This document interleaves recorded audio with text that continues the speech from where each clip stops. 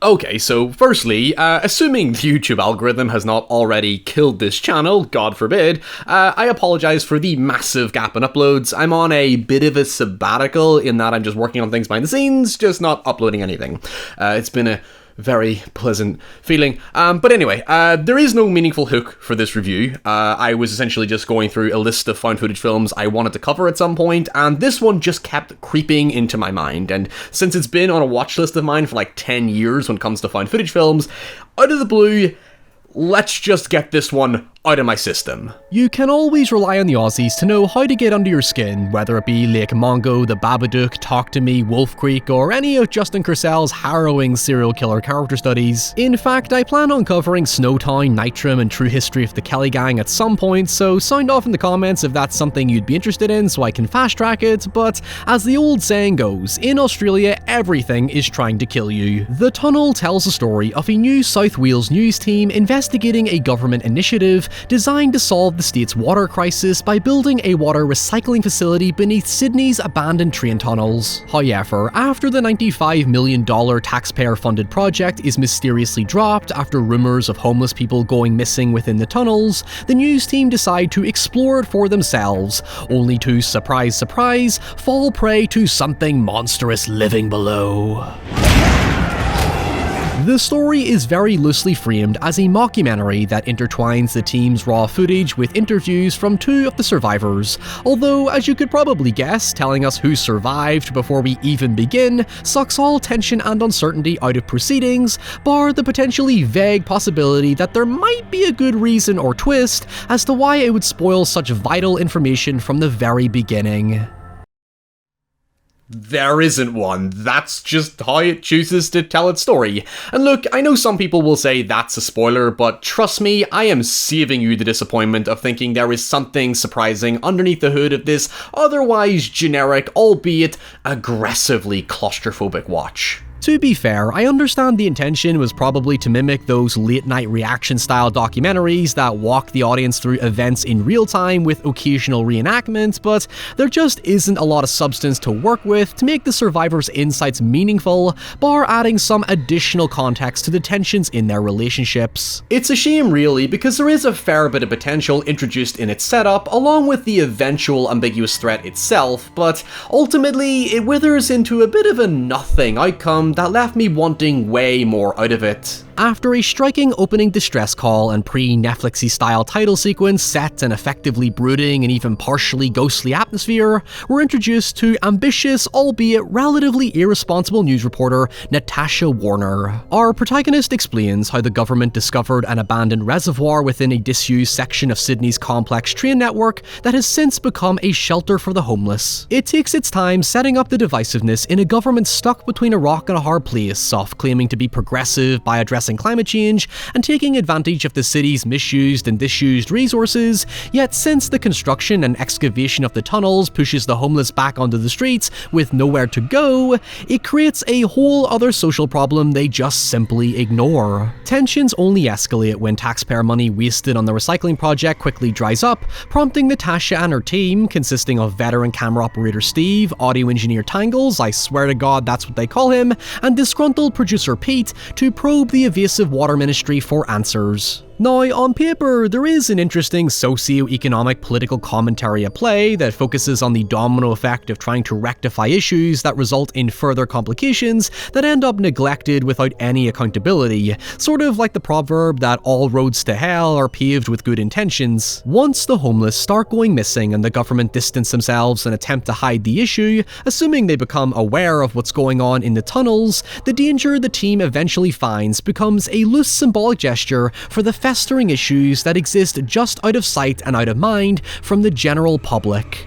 It's not a monster as a metaphor film by any means, if anything, far fucking from it, but if you're open-minded to the suggestion, it does tap into a fairly similar sentiment to 2004's underground horror film Creep, which I covered some time back. When it came to Creep, director Christopher Smith drew on the influence of British kitchen sink filmmaker Ken Loach and developed the film very loosely around the issues of broken Britain, such as homelessness, rape culture, binge drinking, societal negligence, and the social perception of deviance towards those neglected and ignored in society. But on the surface, the film is nothing more than a gritty slasher flick about a deformed man living in the train tunnels. There is something to be said about the film's emphasis on the Sydney train tunnels being this incredible feat of human engineering and expenditure that was once used as a raid shelter during World War II, and then as a training site for the SAS, and now it sits wastefully abandoned, just begging to be put to good use. I mean, technically it is being put to good use by the homeless as a shelter during the winter months, no thanks to the government,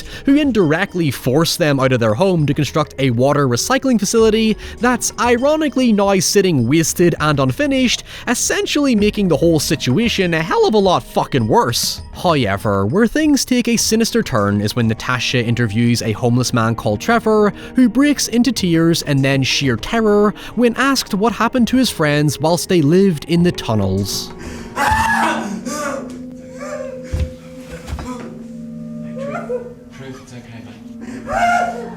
It prompts the news team to investigate the tunnel conspiracy for themselves. However, before we get to that, let's address the characters. In my perspective, this is probably the film's greatest missed opportunity for emotional impact, because even if the social drama stuff fizzles out once we enter the tunnels, having good characterization would at least engage me in the ordeal better. While they are surface-level likable characters, there's a particular focus on the personality clash between Natasha and Peter, who are said to continually butt heads over Natasha's rather impatient and pushy method of reporting. Tension is first established amongst the group when Peter, Steve, and Tangles are excitably prepping to cover a story in China when they're reassigned to Natasha's story, which is later revealed by Pete so that someone can keep Natasha out of trouble. However, despite his personal frustrations, Pete swallows his ill feelings and maintains his professionalism, and eventually becomes just as engrossed in what Natasha might be onto. It seems to present Natasha as an admirably zealous reporter willing to push boundaries if it uncovers the truth, but when they're eventually lost in the tunnels and their life is in danger,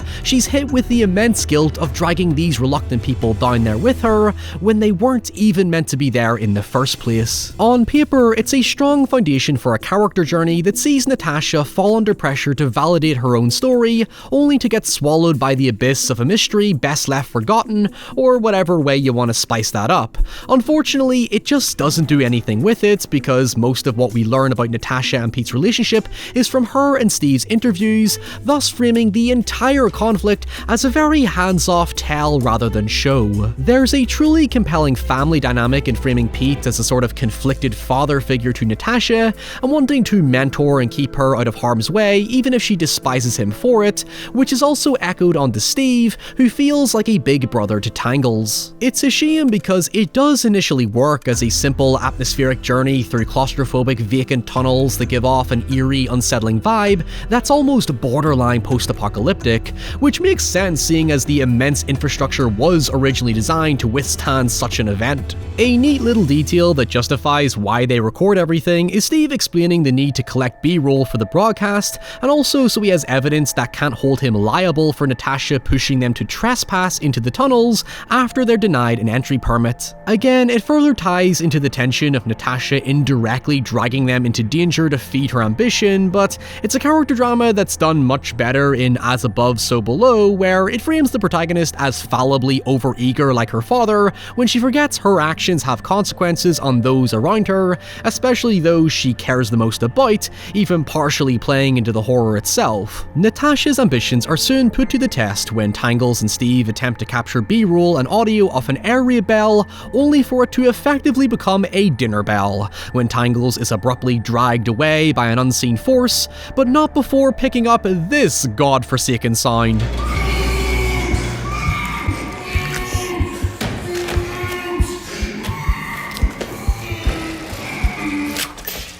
Naturally, the group proceed to get lost while chasing after Tangles, only to find a blood-covered room where, unbeknownst to them, they discover someone or something using their idle camera to film them merely a few feet away. Now, I had several very confident Peppa Sylvia theories going into this film. Haunted subway because of the way it sets up the old-timey photographs in the introduction, murderous homeless because I was thinking of the video game Condemned, crazy cults because that's always a go-to, or alligator swamp monster.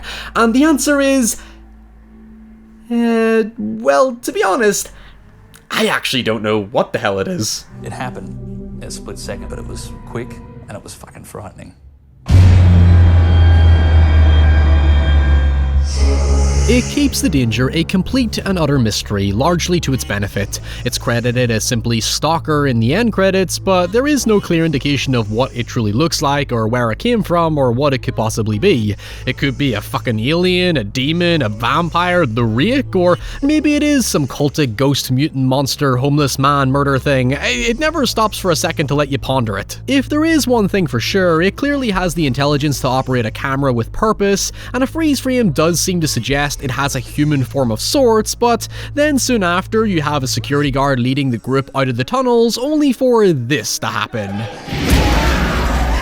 At the very least, it works well in the context of ambiguous cryptid-style urban legends, like a really exaggerated version of the classic sewer gator hoax. In fact, that's the entire basis for the excellent storm drain segment in VHS 94, which, don't worry, I won't give that away because I'll be covering that film in the very near future.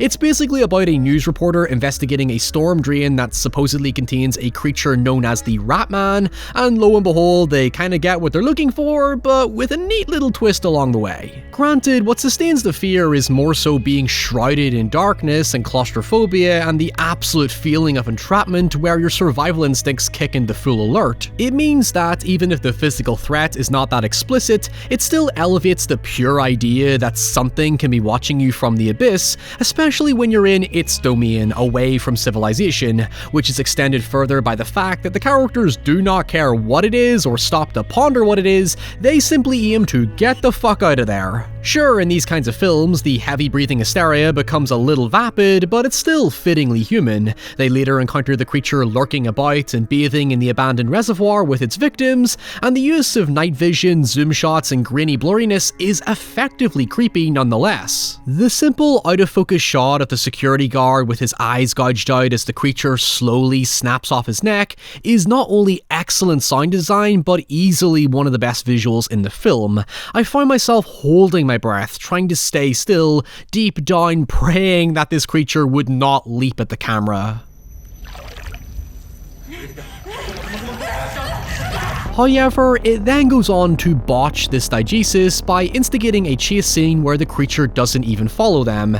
But to add drama, it adds this generic score that ramps up because it doesn't trust the performances to carry the suspense, which, to be fair, is not entirely wrong, but a bit of ingenuity could have gone a long way here. When they finally stop running, the music just randomly fades out, demonstrating its lazy implementation as Natasha goes into Blair Witch-style breakdown mode while cutting to CCTV footage of civilization just being slightly out of reach, but nobody being able to hear them. It's a good idea on paper because it tries to make for this introspective moment of Natasha being remorseful for dragging these men down here with her, and the strained relationship she has with Pete, who, despite his trepidation, has supported her ambitions all the way through. It then tries to heighten that emotional impact further by having Pete get attacked shortly after, only for them to discover the creature hates light, which of course means that the light now has to conveniently malfunction for the rest of the film, defeating the entire purpose of even revealing unsurprising information. It's then preceded by a slightly better chase scene that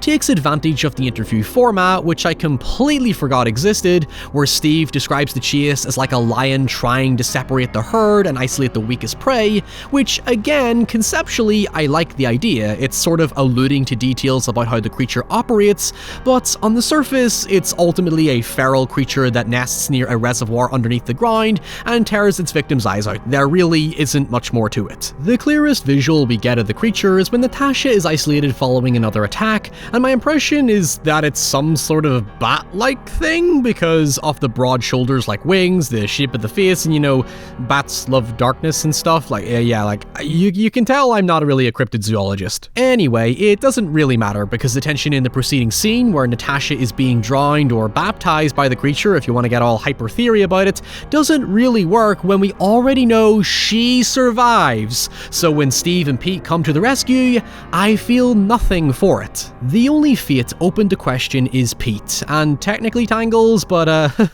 I'm not going to hold my breath on that one. Pete then decides to sacrifice himself as a distraction so Natasha and Steve can escape, but in what could have been somewhat of a twist is when Pete actually escapes soon after, and they manage to drag him to safety where he miraculously dies anyway.